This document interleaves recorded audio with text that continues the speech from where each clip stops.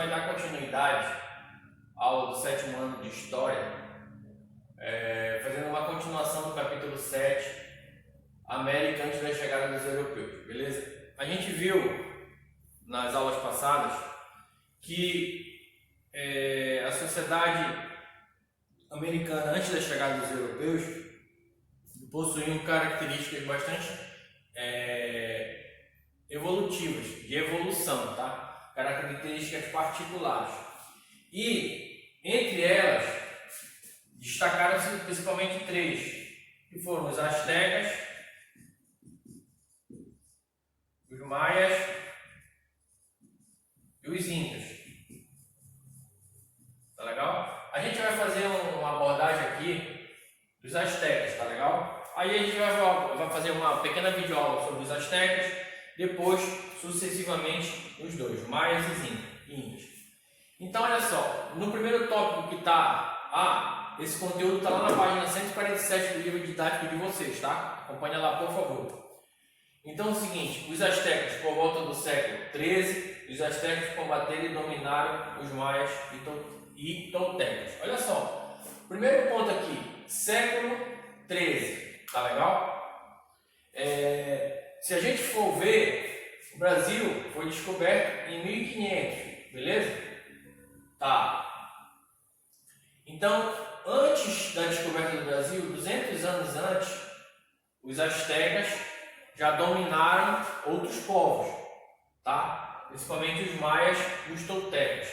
Isso aí, o que tu queres falar com isso, Rogério? Eu estou te mostrando uma evolução que as três principais culturas, as três principais sociedades americanas já estavam a anos-luz, tá? Em relação a outros, tá legal? Então os astecas eram extremamente desenvolvidos, possuíam uma agricultura forte, tá legal? Possuíam uma organização militar também considerável. Tu não pode dizer assim, os caras tinham armas de fogo, não.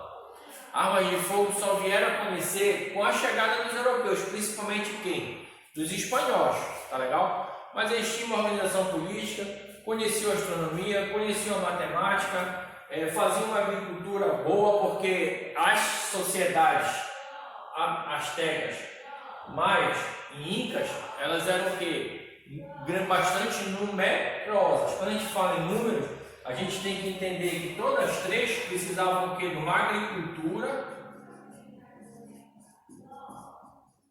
desenvolvida.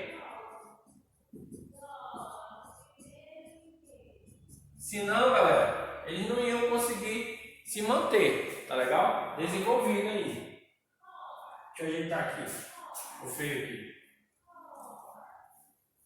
Uma agricultura desenvolvida,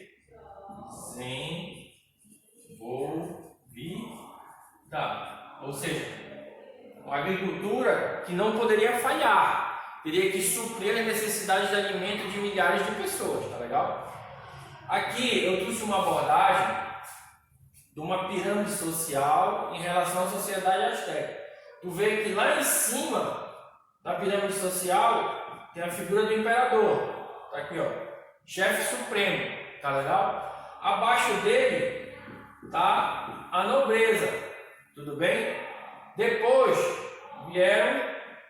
estavam, na verdade, os sacerdotes, tá? Os sacerdotes aqui, eles tinham uma particularidade bastante interessante, porque nesse contexto aqui, os sacerdotes tinham poder e discernimento para influenciar algumas atividades do imperador. O imperador estava muito, às vezes, necessitava dos sacerdotes para decifrar algumas, digamos assim, algumas formas da natureza em relação, principalmente, à agricultura, ao voo de animais. Eles se posicionavam na leitura dos astros, dos grandes astros. Quem são? O Sol e a Lua, tá legal? Aqui é a figura dos sacerdotes. Outro também que dessa pirâmide social, não importância econômica, mas importância para aguentar essa estrutura aqui tudinho. Quem é? Os agricultores. Eles que com a luta diária, cultivo de milho, tá? Entre outros grãos, principalmente milho, que sustentava a base da pirâmide social. Depois dos agricultores vinham os camponeses, os artesãos, e os comerciantes. Então tu pode visualizar que era uma estrutura, uma pirâmide social hierarquizada. Em cima estava a figura do imperador. O cara não era considerado semideus ou deus. Os astecas, eles eram o que? Politeístas. O que? Acreditavam em vários deuses. Fechou? Então, olha só, eu pontuei algumas características aqui para a gente situar da cultura asteca. Excelentes construtores de pirâmides, aquedutos, canais de irrigação. Galera, tanto as pirâmides como esses dois aqui, ó, aquedutos e canais de irrigação, é extremamente importante. Os aquedutos e os canais de irrigação, se falhassem, se não tivesse uma boa distribuição de água, o que ia falhar? A agricultura. Se falhasse a agricultura, se perdesse a agricultura, o que? Muito provável que fome, quase 100% de fome. Então eles começaram a bolar, a construir, a ver como é que eles iam manter aquela fonte de água chegar em quilômetros de distância para aumentar essa agricultura. Aquedutos e canais de irrigação, tá legal? Eram artesãos, trabalhavam muito bem peças de ouro e prata. Aqui outro ponto bastante interessante. Olha o que os europeus, principalmente nossos amigos espanhóis, queriam. Desde a chegada aqui, o ouro e a prata, galera. Te lembra que esses espanhóis aqui eram extremamente cobiçavam o quê? O ouro e a prata. Por quê, professor? Porque nesse período aí a Europa vivia um processo chamado metalismo, ou seja, a busca de metais. Principalmente o ouro e a prata para fazer o quê? A cunhagem de moedas, tá legal? Então quando eles chegaram lá, a primeira oportunidade logo foi pressionar as três, tanto astecas, maias e incas, para o quê? Para puxar toneladas de ouro, tá legal? Conheciam muito bem a matemática e a astronomia, tá? A astronomia, ou seja, eles eram o quê? Eles tinham noções de matemática, desenvolveram matemática de uma forma bastante interessante. E a astronomia, porque eles precisavam entender as formas, a interferência, principalmente da Lua na sua plantação e o Sol, tá legal? O posicionamento do Sol. Através do posicionamento do Sol também eles conseguiam ver, visualizar, começaram a ver, se aproximar das horas, fazer calendários, tá? Criaram um calendário com mais de 3 metros de diâmetro, ou seja, eles evoluíram, estavam em constante evolução, até acontecer o quê? O choque cultural com os europeus, no caso, os espanhóis.